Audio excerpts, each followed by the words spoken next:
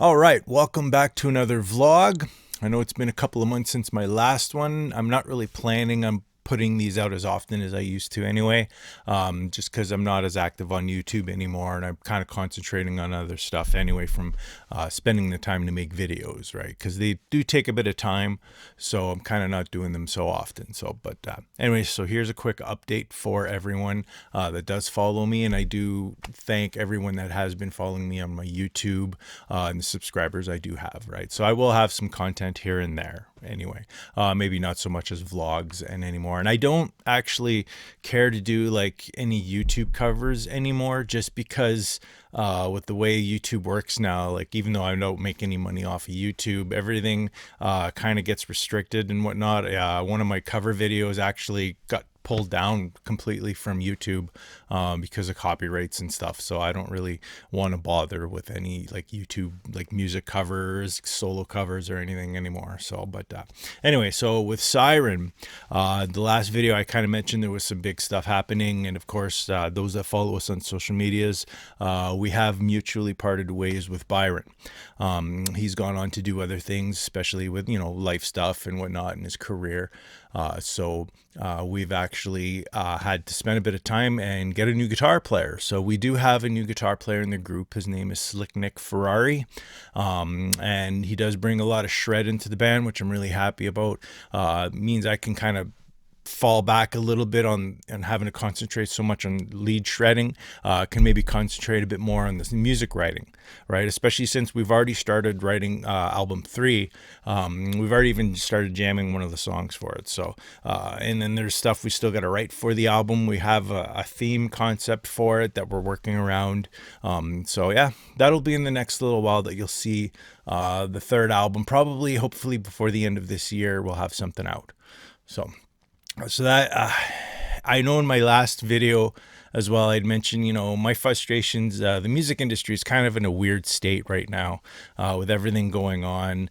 A lot of venues shut down during the pandemic, so it's harder to find places to play. And there just seems to be a lot of new bands that have resurfaced, right? Especially for original music. So even last night, my wife and I went out and saw a tribute act for Tina Turner. And it kind of reinforced my wanting to do more of a tribute act. I'm not so interested in playing cover music as like so much as a cover band. I've been down that route before, and there's not enough venues for that. I think like it changed, like especially from the 90s into the 2000s, there used to be a lot of bar bands. Used to be a lot of venues you can play live music as a bar band, but that kind of like a lot of the venues shut down, especially here in the Calgary area, where we had like the King's Head and we had Morgan's and we had the Rusty Cage. And I used to see, when I wasn't playing in a band at that time, I used to go out with friends to these pubs and whatnot, and we used to see live bands, and there just isn't that anymore. But there is the venues that there is out there. They're having performances that are tribute acts. And I know here in the Calgary area, we actually have a fair number of tributes that have been forming. So, and I have mentioned it quite a bit that I've wanted to do a Pantera tribute for a while.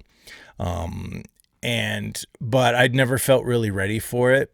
I do have a really great drummer and really great bass player in my Castigate band that I kind of decided with us jamming that, they're the perfect two guys I'd want to do the Pantera tribute with. And I'd mentioned it in my last video as well. And we kind of talked about it some more. And we're actually, instead of working on the original music right now, which we are in the side, I've got 3 good songs now with them. We're kind of deciding, to take a break from that for a bit. And we're going to work on the Pantera tribute. So we do still need to find a singer. There's one in particular, I don't know how you say that right. Anyway, there's one guy that really wants to do it with us, so we're going to give him a shot probably once we're ready. We're going to jam some stuff first. But it's interesting because for a while I thought that, to do a proper tribute act, you'd have to really play homage to the original artist, and especially with Pantera and Dimebag Darrell. He was such an icon. He was such an original. And I kind of thought, you'd had to emulate him as best as you could. But I think now with the reformation of Pantera, the way they're doing it now with Zach Wilde and Charlie Benante, that you could kind of bring a little bit more of your own personality and originality into it, especially the way Zach Wilde is, right? He doesn't play Dimebag stuff note for note, especially in the leads. So I thought, maybe if I could kind of, pay homage to to Dimebag as much as I can and bring my own kind of style into it, then maybe I could pay a good homage to Dime and Pantera. So that's kind of been working on that in the last little while, setting up gear. Nice thing about Pantera compared to a lot of tribute acts is they didn't have much of a stage show, right? They didn't have props and like Iron Maiden had Eddie, right? And other bands had a lot of stuff, a lot of stage show. Like even we have a Def Leppard tribute here in the area, and I've seen a lot of they have a lot of the British flag stuff and stage show. Like at least with Pantera, it's pretty stripped down. You don't have to do too much. You just have to have the right equipment and gear. So Dimebag's guitar tone is going to be the thing that I don't think I'll be trying to emulate that perfectly, because he used solid state amps, and I'm a tube guy, like I like my tube stuff. So I'll probably just try to have a decent tone that's got to be really tight, probably scoop the mids quite a bit the way Dime did. But the other thing is with the guitars is that I actually did own a Dean ML for a while, and I didn't get along with it at all. The neck shape to it, I didn't like the V style neck shape, and the body was just really big. If I found more of a stealth body that he had, like his Dean Stealth, I think that would probably suit me more, but just the shape of the neck, it just wasn't my style. So I've got to stick more to what's more particular to me, and that's why I'm going to use more of my Jacksons. So this was my main guitar in Syryn for a long time. So I've kind of decided to make this my E standard guitar in the Pantera tribute. Now, a couple of things I had to change on this guitar. Of course, this guitar already sounded really good with the original Seymour Duncan pickups, but I needed something with a lot of output, something that could really scream the natural harmonics and dive bombs that Dime did. So I've actually gone and put blackouts in this guitar, just because they are high output, and I think that would do really well.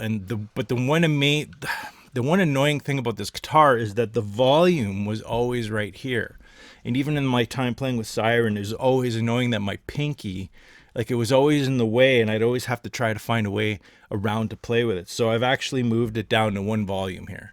So I wish I could find like a plug or something better than just using a little piece of electric tape, but this will work for the meantime. So I'm kind of setting this up for the kind of the E standard, although we're going to tune it down to E flat, because Pantera had a really crazy tuning between E and E flat. It was like 40 cents flat, I think they called it, from E. So this guitar I'm probably going to be using for that E standard. And then amazingly, probably in the same tone aspect in my baby is going to be this guy here. And this is my V, which also already has the blackouts in it. And this guitar here, I'm probably going to keep, I'm going to use this for like the full step down, the D, which I'll probably end up tuning down to C sharp. So this guitar will be used as well. So it'll be a little bit different. At least they're kind of metal guitars, at least.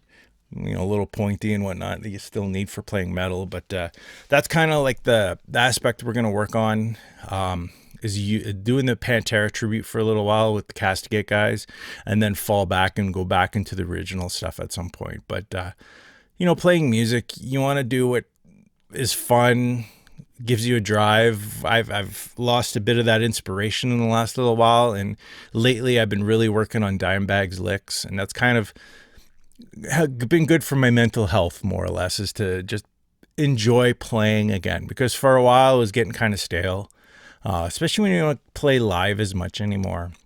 And we're gonna have a few shows over the summer with Syryn, but there won't be a lot, unfortunately. And we're trying to plan a trip outside of the province right now, but cost of touring is really expensive now. And it's interesting that the other night we were watching a show on the news.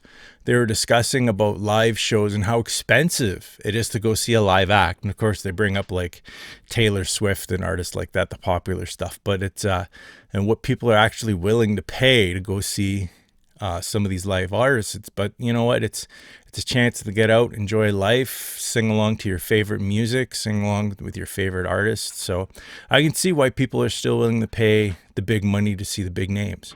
But as little acts, we're really struggling, right? So, but what can I say is, go out, support your local musician, because, all the big acts started out as a small musician, a small act in a city somewhere, right? And we all need the help.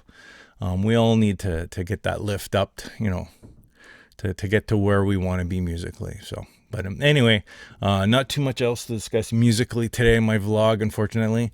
But yeah, for the next little while, you'll probably see on my social medias me probably playing some Dimebag Darrell stuff, right? And a bit of Syryn stuff too.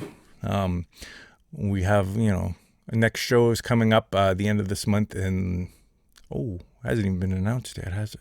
I guess I can't discuss it yet. Anyway, so yeah, watch out. There's going to be another show coming up soon, okay? But anyway, until next time, shroud on. Okay, take care.